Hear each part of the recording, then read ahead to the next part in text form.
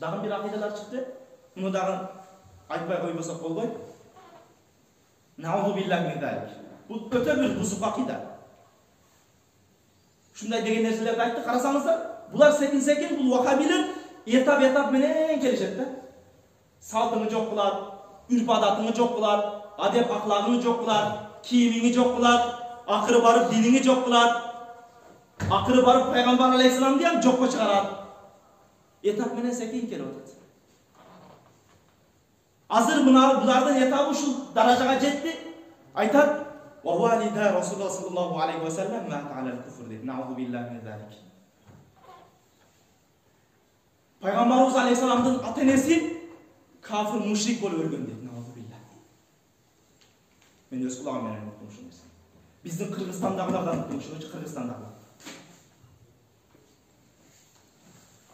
Пайгамбарыбыз алейхисаламдын ата-энеси куфурда өттү деген нерсе бул. Имам Азам рахматуллах өзүнүн Фикхул Акбар китебинин эски нускаларын карасаңыздар, "Ва валида Расулуллах ма мата алал куфр". Пайгамбар алейхисалам ата-энеси кафир болуп өлгөн эмес дейт. Имам Суюти рахматуллах "Ва валида Расулуллах ма мата алал куфр". Пайгамбар алейхисалам ата-энеси кафир болуп өлгөн эмес дейт.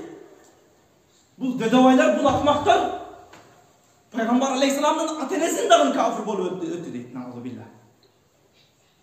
Өзүңүз бир акыл чайкаңыз. Аламга рахмат болгон заттын анын урпагында Исмаил, Ибрахим алейхисаламга чейинки урпагында бүт бардыгында диндүүлүк, бүт бардыгында бир бузукулук аралашкан эмес. Кудай Тааладан кайсы учурда кандай дин келсе, ошол диндин бардыгына, ошол өкүмдөргө амал кылып келишкен бардыгы. Бул маселен Пайгамбарыбыз алейхисалам тарыхтарында окусаңыздар, Пайгамбарыбыз алейхисалам келген учурда, жаңы пайгамбар болгон учурда бир нече сахабаларды айтат. Фақат аслама мин қабл. Бул сахабалар пайгамбарыбыз келиштен мурда эле мусулман эле дейт. Пайгамбарыбыз келиштен мурда кандай мусулман болсун десе, пайгамбарыбызды келиштен мурда андан алдыңкы пайгамбарлар жок эмес эле. Ибрахим алейхисалам арабтардан, Исмаил алейхисалам mesela башта арабтардын аталарынан болгон. Ошол заттардын дининде канча инсандар бар эле.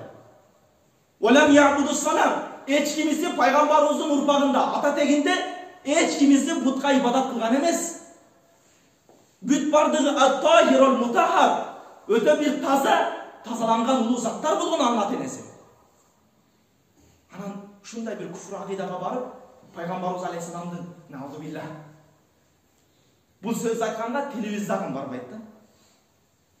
Анан кээ бир биздикилер колдоп жүрөбүз да. Пайгамбар алейхисаламдын ата-энеси кафир болуп өткөн десе, ошондой экен. Наузу биллах, Кудай сактасын, иманыңы жаңыла андачы. Пайгамбарыбызга иман келтирүү бизге важип. Ал өтө тазаланган зат болгон. Ата теги дагы таза болгон. Сахих хадистерде канча келген? Мага жахилияттын бузукулугу мага жеткен эмес дейт. Пайгамбарыбыздын ата тегинин бардыгы элдин башы болуп келген, өтө таза болуп келген, элди башкарып келген. Пайгамбардын тарыхын окуңуздар. Бүт бардыгы өтө таза заттар болгон. Ата-энеси, ата теги. Эне жактан дагы, ата жактан да бүт бардыгы таза болгон. Ошондой бир таза заттардын Исмаил, Ибрахим алейхисаламдан баштап атанын белинен энеге түшүп, кайра атага түшүп, кайра энеге түшүп, көчүп пайгамбар алейхисаламга нур көчүп келип, акыры Абдуллах радиаллаху анху. Тарыхында окусаңыздар,